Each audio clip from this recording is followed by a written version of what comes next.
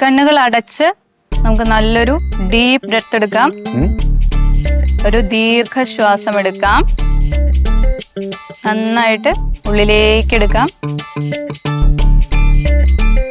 Inhale. Slowly, വളരെ പതുക്കെ ശ്വാസം പുറത്തേക്ക് വിടാം. Slowly breathe out.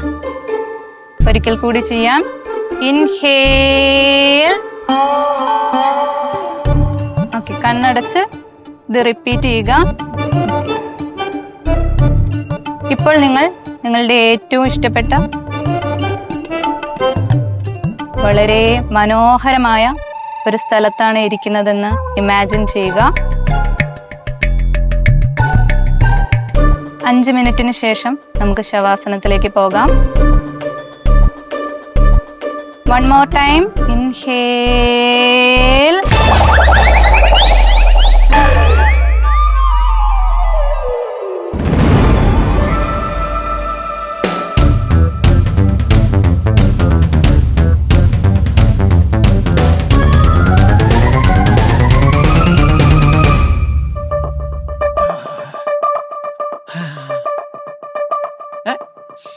അയ്യോ, ടീച്ചർ എന്തിയേ? യോഗ ടീച്ചർ എന്തിയേ? ടീച്ചറെ, അയ്യോ, ഇവിടെ ഉണ്ടായിരുന്നല്ലോ ഇപ്പൊ. ആ ശരി, നമ്മളെ കണ്ണടച്ചിരുത്തി വെച്ച് പോയോ? ശവാസനത്തിന് മുമ്പ് ഇത് എവിടെ പോയത്? ശവാസനോ? അല്ല, ഞാൻ അടുത്തത് ശവാസനം ഇല്ലേ? എന്തായാലും ശരി, ഇപ്പൊ ആരെങ്കിലും കണ്ടെങ്കിലല്ലേ എന്റെ അടുത്ത് എന്തോ നാശനം എന്നൊക്കെ അറിയാൻ നോക്കുള്ളൂ. ടീച്ചറെ വിളി. ടീച്ചറെ, ടീച്ചറെ, അതല്ല ഒരു വാക്ക് നമ്മടുത്ത് പറയുന്ന എണീക്ക്. കണ്ണടച്ചിരുത്തി വെച്ച് എല്ലാരും കൂടെ പോയത്. ഓ കൊച്ചമ്മ എണീ.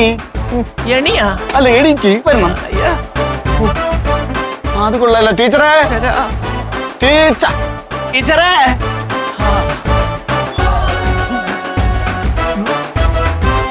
കൊച്ചമ്മ, യോഗ ടീച്ചറല്ലേ? ടീച്ചറെ, ടീച്ചറെ, ടീച്ചറെ, ടീച്ചറെ, ടീച്ചറെ. ആ ടീച്ചറ് ശവാസനത്തിലാണെന്ന് തോന്നുന്നു കൊച്ചമ്മ. എന്തോന്നാ ഇത്? അനക്കമില്ല, ഒന്ന് വിളിക്കുന്നേ. ശവാസനത്തിലാവുമ്പോ അനങ്ങൂല കൊച്ചമ്മ. അല്ല, ഇതിപ്പോ 10 മിനിറ്റ് കൂടുതലായിരുന്നു. അത് തന്നെ. അല്ല, ഞാൻ ആലോചിക്കുവായിരുന്നേ, ടീച്ചർ ഇത്ര നേരം മേളല്ലായിരുന്നു, ഇതെങ്ങനെ താഴെ എത്തി? യോഗയല്ലേ, എന്തു ആകാലോ. സിദ്ധിയുള്ള യോഗ ടീച്ചറല്ലേ? അപ്പൊ മോളിന് താഴെ ശവാസനത്തിൽ വീണതായിരിക്കും അല്ലേ? അല്ലാത്ത സിദ്ധി തന്നെ എന്റെ പൊന്നേ. അയ്യോ, എനിക്കൊന്നും അറിയൂടെ. തീർന്നിട്ടില്ല, ഒരാളെയും കൂടെ ശവാസനത്തിൽ എനിക്ക് ആക്കണം. എനിക്കും അതെ, പിന്നെ മനസ്സിലാകേണ്ടവർക്ക് അത് മനസ്സിലായി കാണും. ആ, അതെ.